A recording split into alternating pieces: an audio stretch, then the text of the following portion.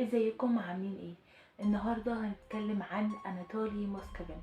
اناتولي موسكفين هو شخص روسي الجنسية، كان قدوة كبيرة جدا لعدد كبير جدا من الناس في المجتمع الروسي وحتى في العالم كله، ولكن فجأة اتحول 180 درجة وبقى محط للاشمئزاز والاحتقار من الناس كلها.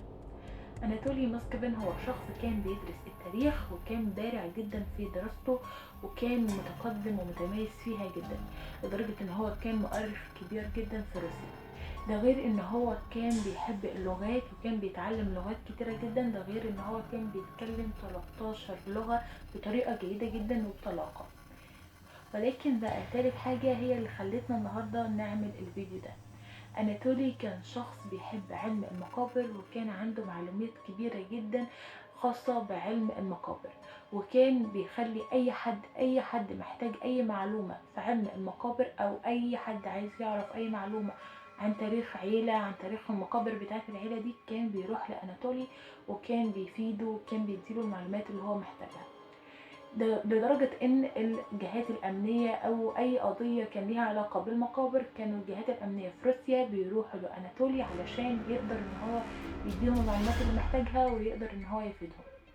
وفي يوم راح 2 من المحققين لبيت أناتولي علشان يستشيروه في بعض الحاجات اللي خاصة بمقابر، يعني هيسألوه في كام حاجة كده علشان عندهم قضية وعايزين يحلوها. وفعلا راحوا لأناتولي وخبطوا على باب البيت، وفعلا فتح لهم أناتولي ودخلوا وبدأوا ان هما يتكلموا معاه. دخل محقق من الاتنين وبدأ ان هو يتكلم مع أناتولي، والمحقق التاني جذبه جدا بيت أناتولي اللي كان مليان بالكتب والدمى. وفعلا بدأ ان هو يتفرج على بيت أناتولي، وبدأ ان هو يشوف الكتب الموجودة عنده واللي كانت بتتكلم عن ازاي نحول الجثمان البشري لدمى، او ازاي نحنط الجثمان البشري. ولقى ان موجود في بيت أناتولي دمى كتيرة جدا في حجم الإنسان وكمان في حجم الأطفال. وده شيء خلاه يحس بغرابة وبرعب كبير، لأن الدمى كان شكلها مرعب جدا. وفجأة راح ومسك أحد الدمى دي ولقى إن تحت الدمى دي موجود جثمان بشري، وبسرعة اتصل بالشرطة وتم اعتقال أناتولي. وفعلا بدأوا ان هم يفتشوا في بيت اناتولي ولقوا عنده 29 دمية، وال29 دمية دولت هم عبارة عن 29 جثة لأشخاص من يعني ذكور وإناث، وكمان كان موجودة بمختلف الأعمار وخصوصا الأطفال. كان في جثث، أغلب الجثث دي كانت لأطفال وخصوصا البنات، وكان عبارة متغطية بطبقة كده شمعية أو سيليكون عشان تقدر إنها تحفظها لأكتر مدة ممكنة. لما استجوبوا أناتولي بدأ ان هو كان محيرهم لدرجة كبيرة جدا، وقعد فترة كبيرة مش راضي يعترف بأي حاجة، لحد ما في مرة اعترف بكل شيء كان بيعمله. اعترف ان هو شغفه كله كان في علم المقابر، وكان بيحب يفتح المقابر ويطلع منها الجثث يحنطها ويسيبها في البيت عنده. وقال ان هو فتح اكتر من 120 مقبرة، ولكن ما طلعش غير 29 جثة، واغلبهم كانوا لاطفال وكمان كان اطفال بنات.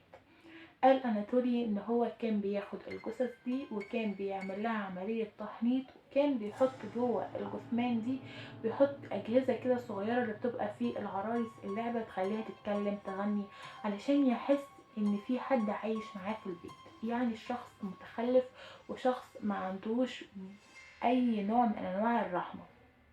المهم ان اناتولي قال ان الشيء ده بدأ معاه من وهو صغير، لما كان بيحب بنت الجيران، وبنت الجيران دي ماتت في يوم من الايام وكان سنهم حوالي 11 سنة. فوالدة أناتولي طلبت منه ان هو ينزل المقبرة ويسلم على البنت دي، يعني يبوسها كأنها قبلة الوداع. وفعلا أناتولي عمل كده ونزل المقبرة وباس البنت دي وحس بشعور غريب جدا. وبيقول ان هو حس ان هو بدأ يحب المقابر وانه عايز يعرف اكتر عن المقابر وعن الانسان بعد ما يموت وكده. وبيقول ان موضوع ان هو يطلع الجثث ويحنطها ويسيبها عنده في البيت ده ما كانش في دماغه ابدا، ولكن بدأ معاه بعد كده، يعني لما كبر مش من هو صغير. أناتولي اتحكم عليه انه يقضي بقية حياته في مستشفى الأمراض العقلية، وده لأنه كان عنده مرض انفصام في الشخصية. شخصية الإنسان الناجح المتقدم اللي بيتكلم أكتر من 13 لغة، العالم في التاريخ وكمان عالم في علم المقابر. والشخصية التانية هي الشخص المقرف المقزز اللي بيطلع الجثمان من المقابر ويبدأ ان هو يغطيها بمادة شمعية ويسيبها عنده في البيت علشان يحس ان في اشخاص عايشة معاه. اناتولي كمان قال ان هو كان بيروح يختار المقابر اللي هو عايزها ويطلع منها الجثمان اللي هو عايزه. يعني مثلا النهارده في شخص مات واتدفن، فاناتولي يعدي يوم تاني ويروح يطلع الجثمان ده من المقبرة علشان ما يلحقش ان هو يتحلل. اناتولي القصة بتاعته عملت ضجة كبيرة جدا في روسيا، كل وسائل الاعلام كانت بتتكلم عليه لان زي ما قلت لكم كان شخص قدوة كبيرة جدا لعدد كبير جدا من الناس، وفجأة اتحول لشخص محط للاحتقار والاشمئزاز من كل الناس تقريبا. وبكده نكون اتكلمنا عن قصة أناتولي موسكافين، الشخص اللي اتحول 180 درجة من شخص قدوة وشخص الناس كلها بتحبه ونفسها تكون زيه لشخص محتقر من كل الناس.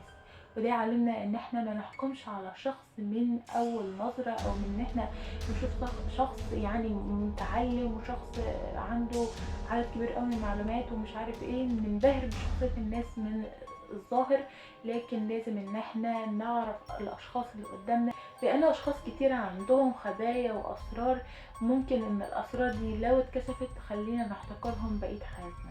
وبكده نكون خلصنا قصة أناتولي موسكافين. لو عجبتكم القصة ما تنسوش تعملوا لايك وشير للفيديو، وكمان تعملوا سبسكرايب في القناة لو حبيتوا المحتوى بتاع القناة. وبس كده.